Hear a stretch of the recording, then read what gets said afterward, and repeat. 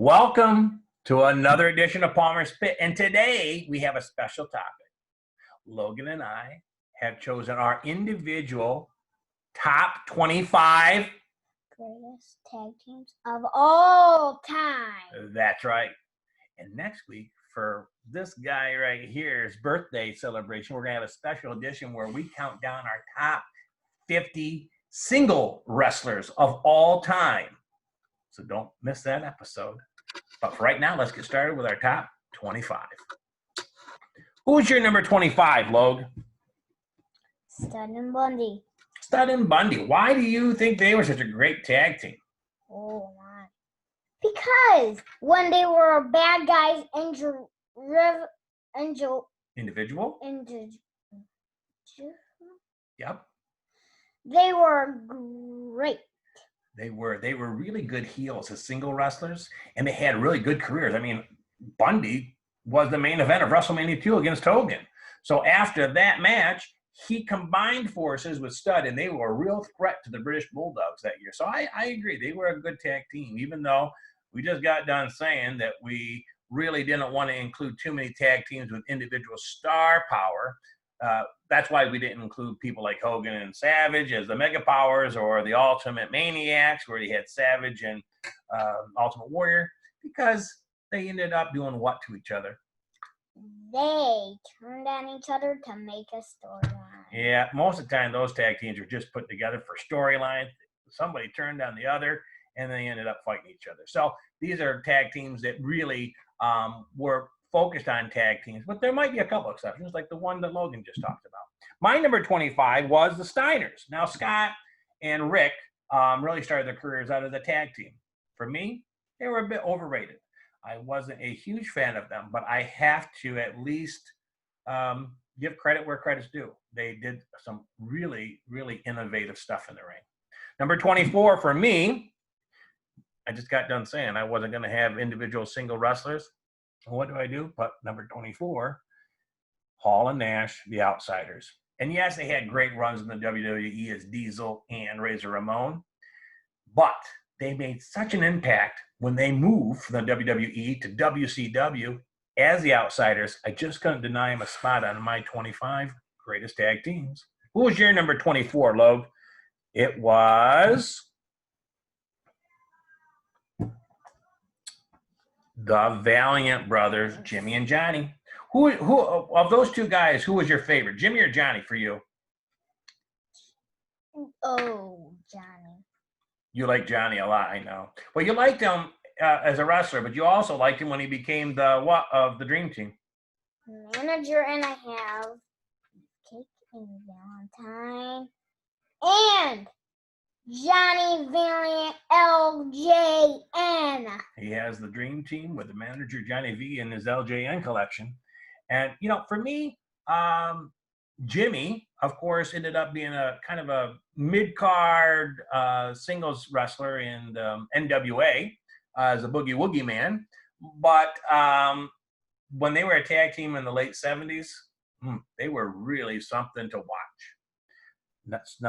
Take a look at number 23 on my list was the Moondogs. The Moondogs may not be a famous tag team, but you know what? They had an impact back in the early 80s, and I really enjoyed watching them as the bad guys going against different combinations like Rick Martel and Tony Gurria and several of the other face tag teams at the time. Who's your number 23, Log?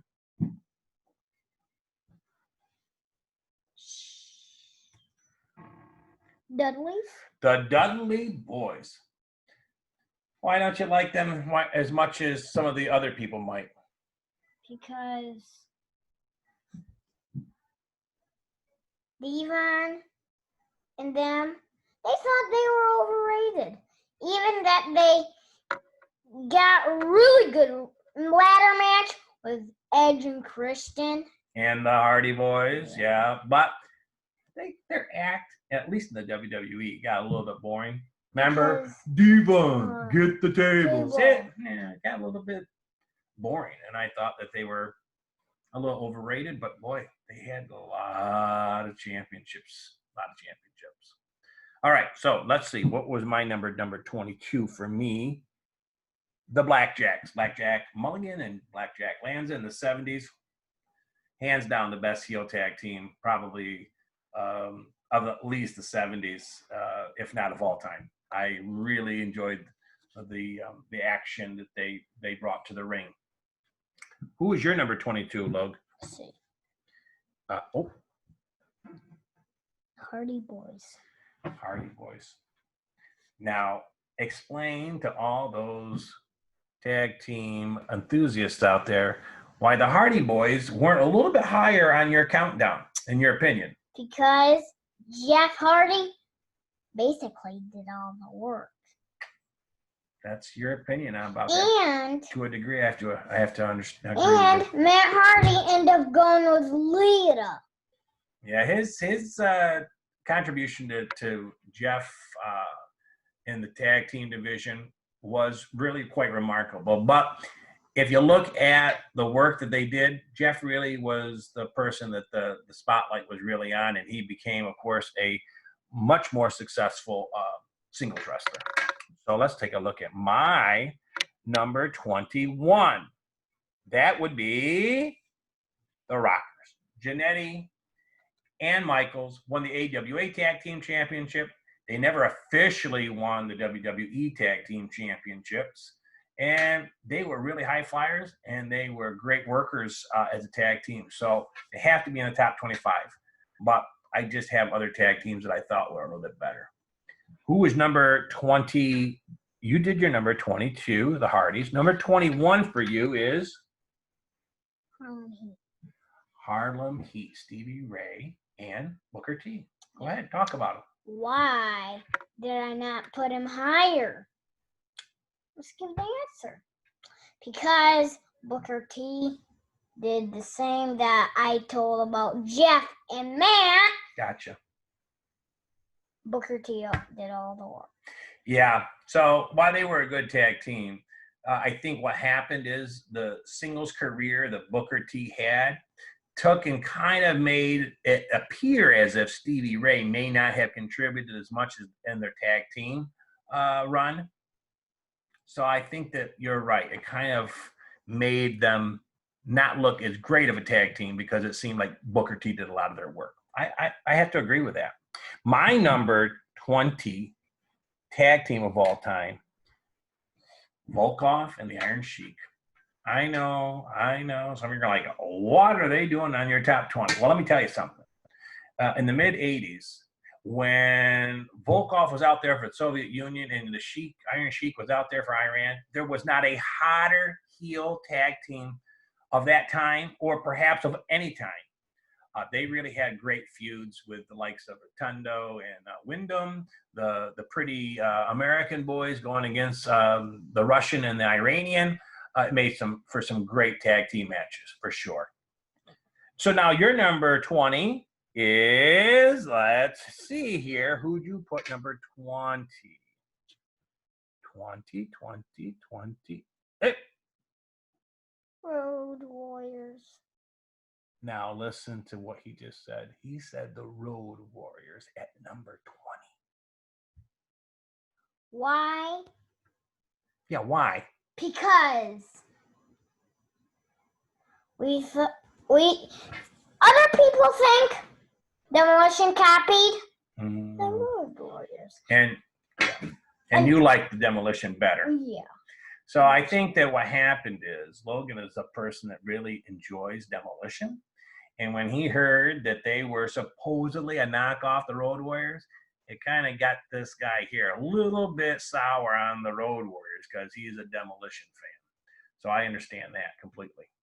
Okay, so my number 19, let's see. Number 19 is Tony Atlas and Rocky Johnson. You know, a tag team for the ages. They didn't hold the tag team championship for long, but boy, they were just on fire in the early 80s. And they had tremendous matches with lots of the heel tag teams at the time, the Samoans, and some of those other tag teams were really hot commodity at the time. So your number 19 was, go ahead. Wild Samoans. Afa and Sika. He likes the Samoans. Now, you know that Sika is the father to... Roman Reigns. Yes. And, you know, the Samoans have a dynasty of their own in the world of professional wrestling. They, you know, it really is quite astonishing, all of the wrestlers that came from the Samoans family. Like The Rock. The Rock, yeah, And Rocky Johnson. is the father of The Rock. We got Roman Reigns. We have had Haku. they're all Related. and great wrestling family. Now, let's take a look at my number 18. My number 18 is the Midnight Express. I really enjoyed the Midnight Express. They played a perfect foil to the Rock and Roll Express of the 80s. Jim Cornette really added to that feud. And the Midnight Express really gets probably overshadowed by the Rock and Roll Express. But I'll tell you what, the Rock and Roll Express wouldn't have been as great if it weren't for such a good tag team to go against them like the Midnight Express. Now, number 18 for Logman is... The Rock and Roll Express. He's got the Rock and Roll Express. Morton and... It was Gibson, right? Gibson. Morton and Gibson. They definitely had some great they just got in the Hall of Fame 2 years ago in the WWE, and they're still doing matches now. Yeah. And they got to be well into their 60s. Well, you know why I didn't put him more higher? No. Oh. Why did he do that? Because I don't like him. No, he's just not a big fan of them. But he does appreciate that they had some really good matches. But you just weren't a big fan of theirs, huh? Okay, so number 17, let's move along here. Number 17 for me is the Killer Bees. I know a lot of you out there are like, you got to be kidding me. Brunzell and Blair, why are they on the list in the top 20? They never won the tag team championships. Gotcha. But let me tell you something. They had some great matches against the Hart Foundation, against the Rougeaus, against Sheik and Volkov. They had some great matches in the mid-'80s with lots of those top tag teams, and they made the division really interesting to me. Logan, who is your number 17? It looks as if... Oh, the Rockers. So the Rockers. They're like Alta fans. Why would you put them? They never won the WWE tag team champion. But they're just great to me. He loves the fact that they're so fast and they took such high risks. And you know what? Let me be honest. I don't think like Demolition and the Brain Busters and all the tag teams of that era would have been as interesting to watch if they didn't have such a good tag team such as the Rockers. The Rockers could really wrestle against any tag team and make it interesting. So I agree. They're great. So let's see. Number 16, the Hardy Boys. For me, I have them at number 16. Jeff and Matt were just part of a wrestling era along with Edge and Christian and the Dudley Boys. It was fantastic to watch as a fan. And they really took risks that I had not seen before. And so they get the slot number 16 for me. And the Hardy Boys, Jeff seemed like he did all the work, and Matt go to the leader. I know. You said that when you told me it was their number 22. And I see what you're saying with that, too. So let's see. Who is your number 16 for you is... Where is number 16 for you? New Age. Yeah, there it is. New Age Outlaws. So of the two, who'd you like better? Billy.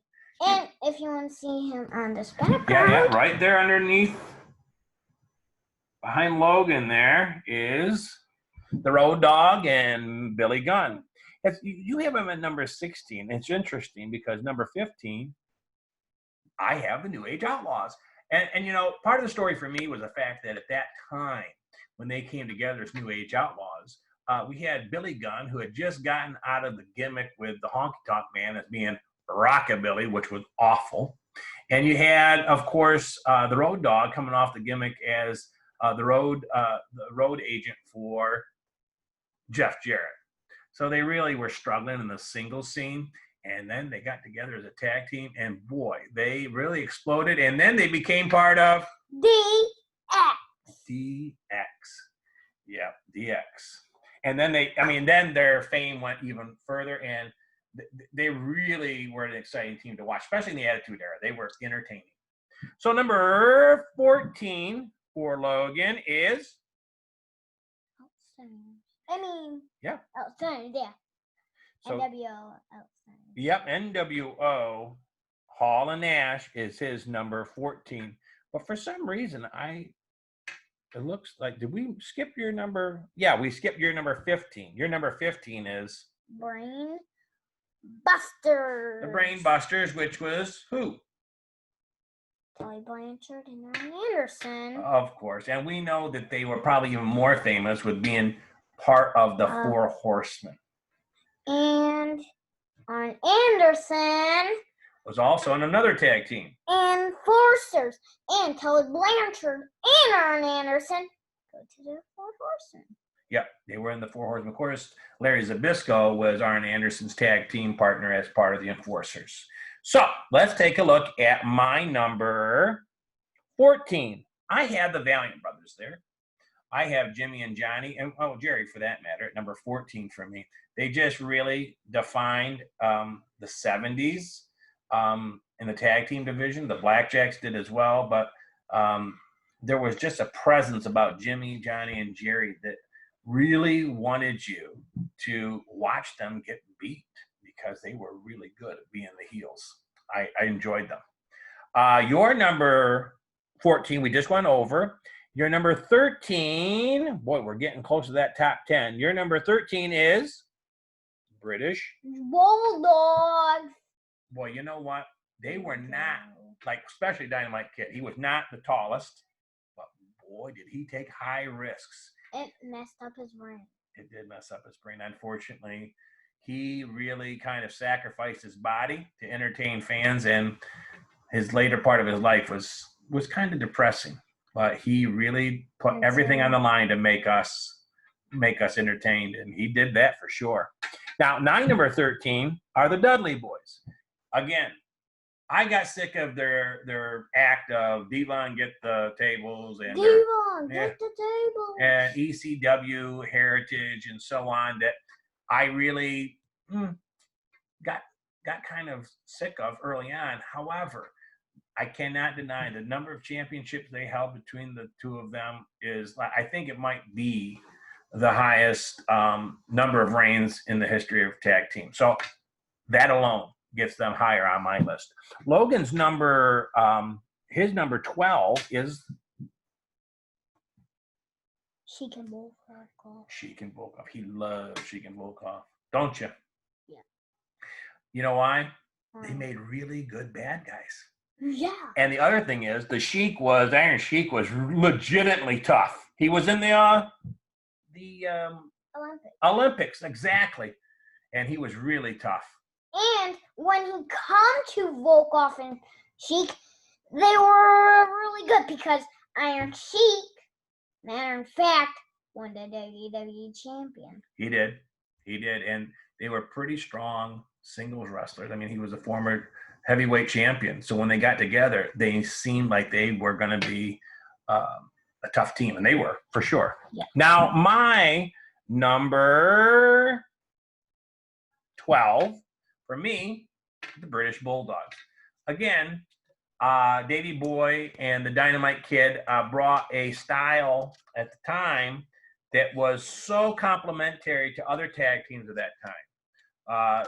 Tag teams such as the Killer Bees, the Hart Foundation, they made the tag team matches interesting. They weren't the boring old formula that had been set by some of the other tag teams. They really brought something new to that division, and I enjoyed it. So let's see, number 11 on Logan's list is, oh, wait a minute. Oh, you did that. Let's see. Oh, Edge and Christian. Edge and Christian. Why? Because Edge and Christian won the tag team belts. A lot of times, I know. But tell me, but they still had good singles. Yeah. Yeah, so why did you make them a tag team. Yeah. I don't know. Maybe because they were so famous, they want to make him more famous. Yeah, but they were a tag team first. So maybe you didn't see them as singles wrestlers because they didn't become real superstars on their own until after they were a great tag team, right? Could be. For me, my number 11 is the Dream Team. Beefcake and Valentine. I really like them. They overachieved in my book. When I saw them being put together as a tag team, I thought, hey. But then when I saw them in action, I was entertained by them. And I love the fact that Johnny V was their manager. It really was a surprise. And they really had fantastic matches with anybody you put them up against. Okay, so now it looks like we are in our top 10. Woo! Okay, Log, so who's your number 10 tag team of all time? Whoa, Fuji and Saito. Oh, Mr. Fuji and Mr. Saito. Listen, Saito was a strong man, so was Fuji. But when you put those two Japanese wrestlers together, they were a force to reckon with. They were believable. Like, you really thought when they got in their ring, they were going to hurt someone with their martial arts or with their all their experience in the ring. Yeah. I agree with you. That's a great pick. My number 10, starting my top 10 of all time, I have at my number 10 slot, Harlem Heat. Stevie Ray and Booker T. I know that you had them higher on your list, and I had them closer to the number 1 tag team. They were just awesome to watch. They had the power. They had the speed. Sensational Sherry was their manager. They had a lot of excitement in the ring. I've got to admit that I didn't always see a lot of their tag team matches as they were happening, as I was more drawn to the WWF at that time compared to WCW. But I've gone back and watched their matches, and I know why they were considered to be one of the greatest. In Harlem Heat, the one, Stevie Ray, he didn't do all the work. I know. Booker T. I know. All right, let's take a look at your number 9. Your number 9 tag team of all time is Heart Foundation. Oh, I mean, if you don't have the Heart Foundation in your top 10, then you're not a tag team wrestling fan, in my opinion, because they really are kind of the standard bearer for that time period in tag team wrestling. And I enjoyed their matches. So your number 9, my number 9 tag team of all time is, let's see, who did I have as them? Oh, the Rock and Roll Express. So you have Morton and his tag team partner, of course. We had Ricky Morton and who's his tag team partner? Gibson, you got it. So Morton and Gibson, Ric Flair has said in many interviews that as singles wrestlers, Ricky Morton was one of his top draw opponents when he was the champion, and that was in singles competition. And he was part of a tag team, but the tag team was so hot that even as singles wrestlers, they could pack arenas for Morton to go up against Ric Flair. And Rick said all the girls back then really loved Ricky Morton and Robert Gibson, but Morton was the one that could pack houses when he went against Flair one-on-one for the title. So let's look at number 8 in your countdown, Logan.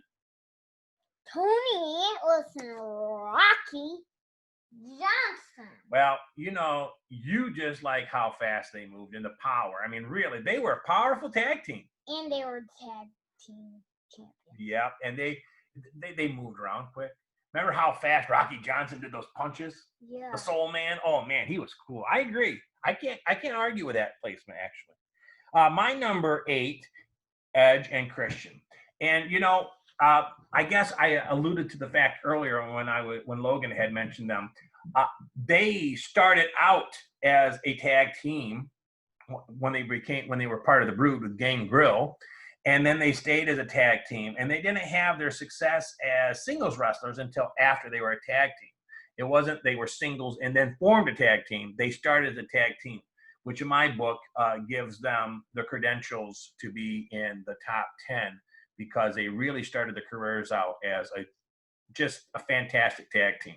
They won several of the matches they had with the Hardy Boys and the Dudley Boys in the ladders, table ladders and chairs kinds of matches that really started the whole era of ladder matches. So number 7 on your list is 7, the Dream Team. he loves Beefcake and Valentine. And Johnny Valiant. He loves Johnny V. My number 7, the Brainbusters. Arn Anderson and Tully Blanchard really defined what a solid tag team was in the 80s. That definition has aged very well. There are some tag teams, the Revival, that like to say, or people like to compare them to Blanchard and Anderson. And they say they're the new Blanchard, and that's like comparing a piece of fine chocolate to a pile of doo-doo.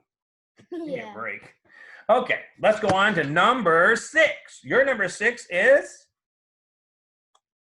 Steiner. He has them higher than I did by a lot, but he really likes the fact that they're powerful and fast for their size, right? Oh, yeah, but Scott Steiner was really funny. But he messed up some interviews. Yeah, his interviews are as a singles wrestler especially, were classic. Number 5 in the countdown. My number 5 tag team of all time. Oh, wait a minute. My number 6, excuse me, is Mr. Fuji and Mr. Saito. As I said, when you had them at number 10, I know they didn't win 100 title reigns, and they weren't together forever and ever and ever. But let me tell you, for the times they were together, they set the tag team division on its head. I just thought that they were a cool tag team at that time.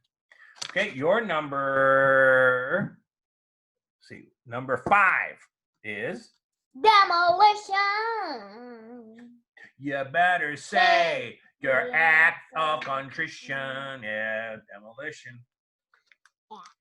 And Smash, we would call Repo Man. That's right. And Axe, of course, he actually had a couple roles in the WWE before he landed the character in Demolition as Axe. He was the Masked Superstar for years, and then he actually was one of the Machines, along with Blackjack Mulligan, who was the Big Machine. He was a Super Machine, and of course, we all know who the Giant Machine was under that mask, Andre the Giant. So, number 5 was Demolition. Number 5 for me is, I don't see my number 5. The Freebirds. The Freebirds. You have Terry Bam Bam Gordy.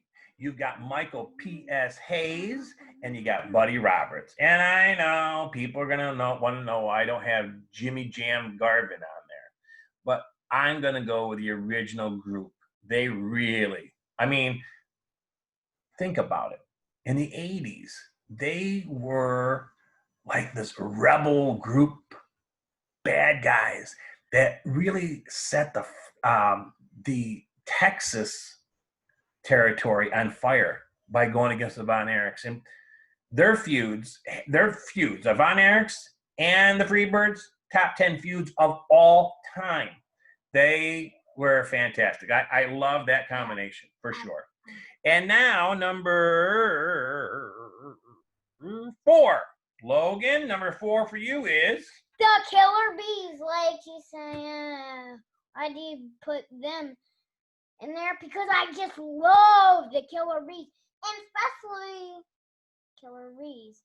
They did high risk. And well, I don't know if they did high risk. Risk means they went high like Jeff Hardy. They did high flying. The drop kick of jumping Jim Brunzell was fantastic. And, you know, Blair was legitimately a tough guy in the ring. Okay, so my number 4 is Demolition, Axe, and Smash. Now, we all know the story of Demolition. Originally was going to be the guy that played Moondog Rex. He was going to be a tag team with who ended up being Axe, and that was the Masked Superstar and the the Superstar Machine, Super Machine. And then he ended up tagging with the Smash that we know, who became Repo Man, the Black Top Bully. He replaced the Moondog Rex character, who was originally cast as Smash, because after he put the paint on, he went into the ring and all the fans noticed that he looked exactly like Moondog Rex. You know why? Because he was Moondog Rex. Yeah. So everybody's like, this is just a tag team that they just are trying to get us to like, and it's just an old tag team with paint on. The good thing for Axe was that he was under a mask his whole career, so no one knew what he looked like. And then, of course, Smash came from NWA, as he was, I think it was Crusher Khrushchev in the NWA, and he came up and played the part of Smash. Okay, let's take a look at number 3 for Logan. It looks like your number 3 tag team of all time is the Black Jacks. He loves Blackjack Mulligan and Blackjack Lanza. You're like, oh god. But they wanted the champions. And they were really, I mean, listen, he's seen on the WWE network, he's seen some of their matches in the 70s. They were intimidating. Like, they really were scary. They had a black hats, and you legitimately, when you saw them, were like, these guys are tough. Tough cowboys, right? Yeah. My number 3, the Road Warriors, Hawk and Animal. Now, I loved Hawk and Animal. I felt as if overall they might have been a bit overrated, but you cannot argue with their success. You cannot argue with the kind of energy they brought to the ring. And I didn't say this. Road Warriors, he doesn't agree it, but I do. Road Warriors copied Demolition. Other people say Demolition copied Road Warriors, but I think Road Warriors copied Demolition. Well, that might be difficult considering the Road Warriors came first, so therefore it'd be hard for them to copy Demolition. However, I get your point that you didn't like the fact that they were said to have copied the Road Warriors. So let's go to your number 2. You have my number 23 is your number 2 right there, Lou. Oh my, Moondogs, you're saying, they didn't win the tag team championship. Yeah, they did. They did. Yeah, in the early 80s, you know they won it one time, but you are thinking, why would you have a tag team that won it once? Yeah. but because I love the tag. He loves their gimmick. He loves the idea that they played this role of these kind of Dogs. dirty, tough, Dogs. rule breaking tag team that you thought was just unique. With bones. Yeah, he really likes that they were interesting characters. Okay, my number 2 of all time, Hart Foundation, Bret and Jim. They had such fantastic matches against the British Bulldogs and the Killer Bees, and even matches against Danny Spivey and Wyndham. Not Wyndham, excuse me, Rotundo. And they had, with the Fabulous Rougeaus, you really could not have a bad tag team match with the Hart Foundation. They were great. You had the strength of Neidhart, and you had the technical skills of Bret the Hitman Hart. Of course, when they went on to their singles career, Bret had a much more successful career as a singles wrestler. But as a tag team, they were fantastic. They're ha ha ha. Oh, yeah. Yeah. The Anvil. So, Logan, drum roll, Logan's number 1 tag team of all time, right here. Oh, Freebirds. Oh, he loves the Freebirds. Bad Street. Energy, yeah. Bum, bum, bum. Baddest Street in the USA. He just loves these guys. He likes Terry Gordy. He likes the flamboyant character Michael P.S. and he likes the experience that Buddy Roberts brought to that tag team. You're like saying, why is Jimmy Jam not in there? I'll tell you. He's like no ruler. Yeah, he wasn't the guy that really was the original group. And although Jimmy Jam did fit well with Michael P.S.A.'s, the original is always better. My number 1 tag team of all time, the Wild Simones, Afa and Sika. And all of you out there are probably saying, Afa and Sika. Now, some of you are saying, I can see what he's talking about. Listen, they were different. They were big. They could move. They were believable. Like, you saw them go to the ring, and you looked at them, and you thought, these guys legitimately seem a little bit wild. Like, and they were big, like could back up. They had Lou Albano as their manager for a long time until Albano accidentally hit them with a wooden chair, and then they turned good. And quite frankly, when they turned good is when they kind of started to go downhill. They were much better as a heel tag team. Because of, you said because they're wild. When you go wild, they think they're wild because they're called the Wild Samoans. Yeah. Now, we know we left off a lot of your favorite tag teams. Please make comments. Let us know what you think as being the best tag team of all time. So comment, subscribe, like, and tell your friends to watch this video. That's right. Palmer's Pit is a channel that's really taken on a life of its own. A lot of fans out there are watching. We want you to watch. We want you to make comments and make your own top 25 tag team of all times. And you let us know what you're thinking out there. Next week, we're going to have a special edition because someone's turning 6 years old next week. And we're going to have a birthday celebration.